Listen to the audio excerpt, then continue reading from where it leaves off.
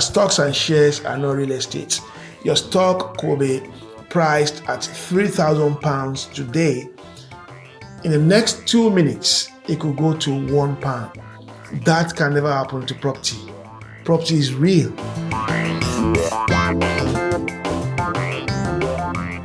Hi, ladies and gentlemen. Welcome once again to Dominion Wealth Zone. My name is Julius Olutokun, and I'll be bringing you another wonderful video today. Please do consider to like, to share, and to subscribe to my channel and hit the notification button so that anytime I release any video, you can get the benefit of it. And also, please do note, everything I'm sharing on this telecast is just for educational purposes. I'm not a financial advisor. Please do consider and contact your financial advisor before you take any financial step. Remember, cash is king. So before you let the cash go, make sure you have done all your due diligence. Today, I'm going to be sharing with you 7 reasons why people are not investing in property. 7 reasons why people are not investing in properties. Now, the word for property, the word is called real estate. Why? Because property is the only real estate in every other estate. Stocks and shares are not real estate. Your stock could be priced at £3,000 today. In the next 2 minutes, it could go to £1. That can never happen to property. Property is real. In most cases, properties always appreciate. And if they don't appreciate, your brick and your mortar and the land does not decrease. It remains the same. So therefore, one of the best investments anyone can do, and I repeat myself again, one of the best investments anyone can do in life is properties. I'm going to share this with you. In 1995, and I repeat myself again, 1995, I drove my late father, I drove him to some plots of land in Nigeria, in Lagos.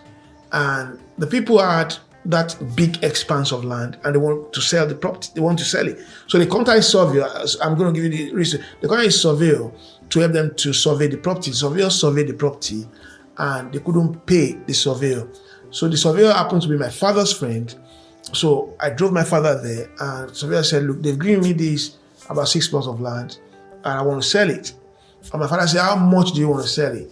He said, I will sell one for 5,000 naira. Now that was Nigeria, so they spend naira. One for 5,000 naira. My father bought about 6 plots of land, 30,000 naira. I drove him there. Now, 2024, somebody wants to buy the same land, one plot, and it was priced for about 7 million naira. From 5,000 to 7 million.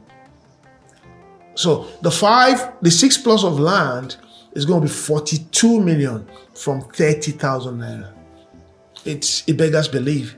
So one of the best investment you can do for yourself and for the next generation, your children, your great-grandchildren, is real estate.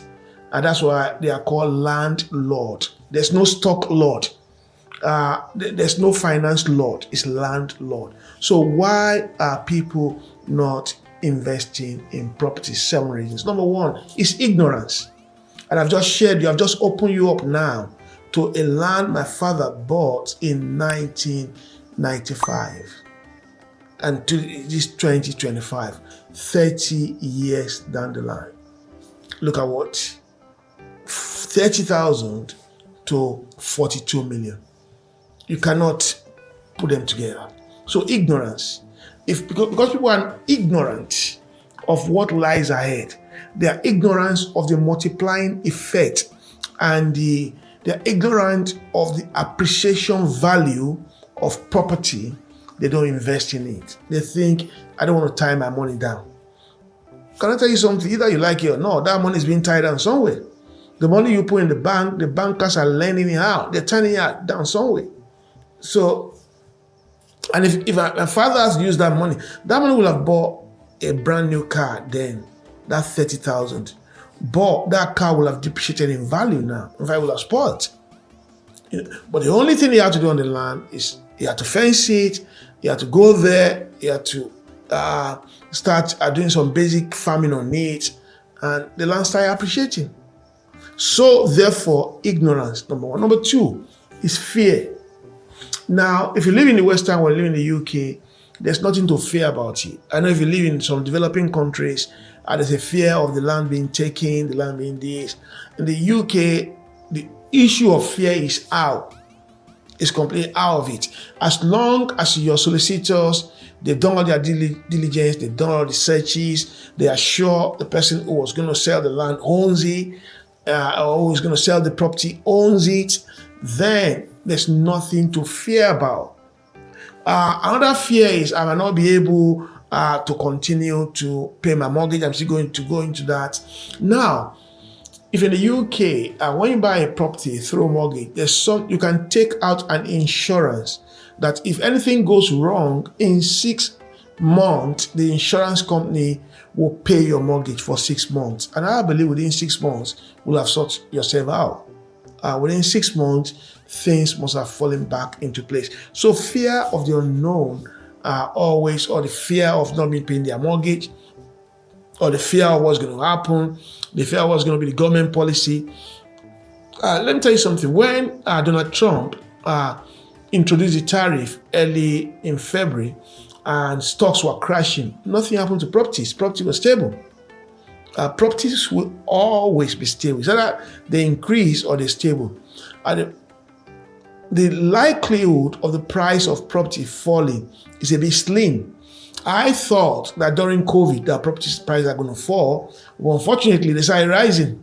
So that is about that fear. Number 3 reason why people don't invest in property is bad tenants.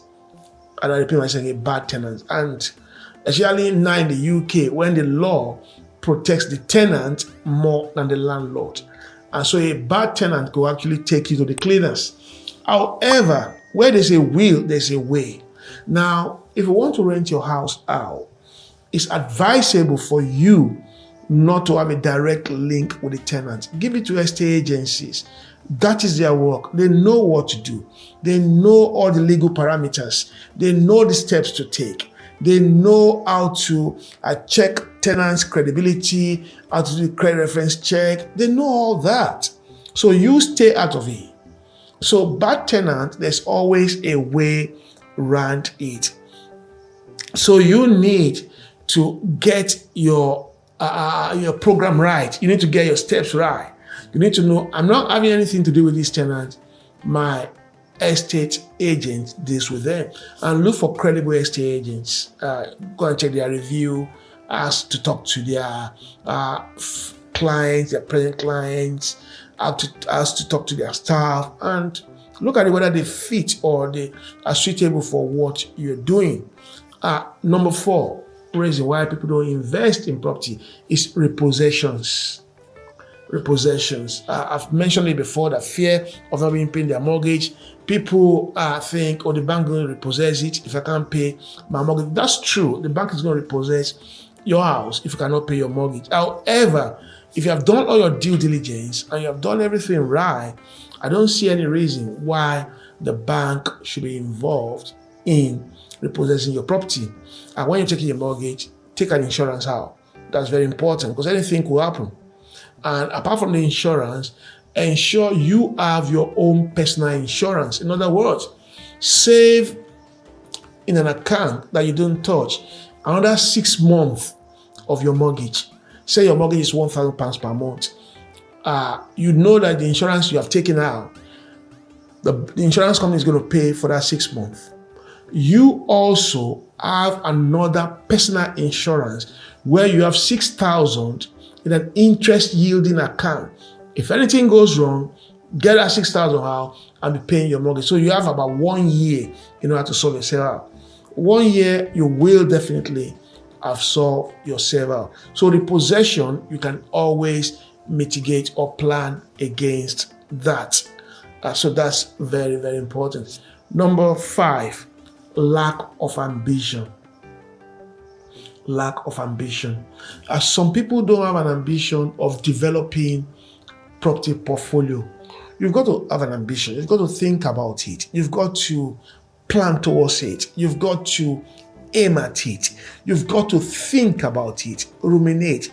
You've got to look at the different method and strategies you need to do. If you have an ambition, number 1, you've got to be saving towards it. Number 2, you've got to be planning towards it.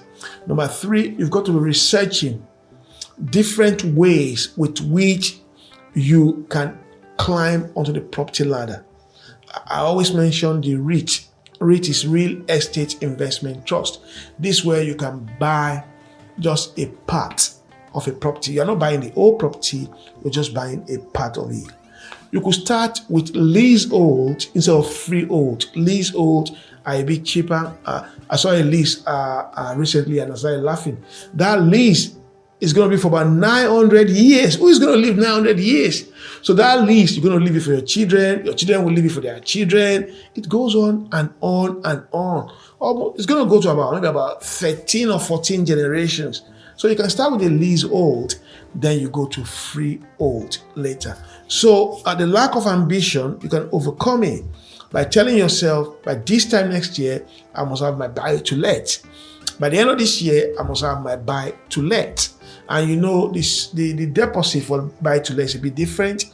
I think you have to have about 25% of the purchase price for buy to let. Then number 6, taxation. Taxation. A lot of people are afraid of taxes. I've always said that the best way to handle taxes is to talk to your accountant. Of course, if you have a rented property, you've got to pay taxes on them. So you need to pay taxes on the rent. Before, the HMRC in the UK were not charging taxation on the buy-to-let. If you have your houses on Airbnb or you have your Booking.com, HMRC was not charging many years ago. But I think about 4 or 5 years ago, they started introducing taxes and they started taxing that. Of course, you need to pay taxes. It's very important. However, before you start, talk to your accountant about the taxation. It's very, very important. And finally, I'll chip this one in again, is ready or not willing to learn new things. Not willing to learn new things. A lot of people are not willing to learn new things, and so therefore it's not the best for them. If you're not willing to learn new things, then you might not be able to invest in property. Please do like, share, and subscribe to my channel. These are the 7 reasons why people are not investing in properties. If there are any reasons that you can put it in the comment below. This list is not exhaustive. I've just shared from the little knowledge that I have, and I'm going to go into them again. Number 1, ignorance. Number 2, fear. Number 3, bad tenants. Number 4, repossession. Number 5, lack of ambition. Number 6, taxes. And number 7, not willing to learn new things. Ladies and gentlemen, don't forget to like, to share, and to subscribe to my channel. I'll see you in the next episode. Thank you.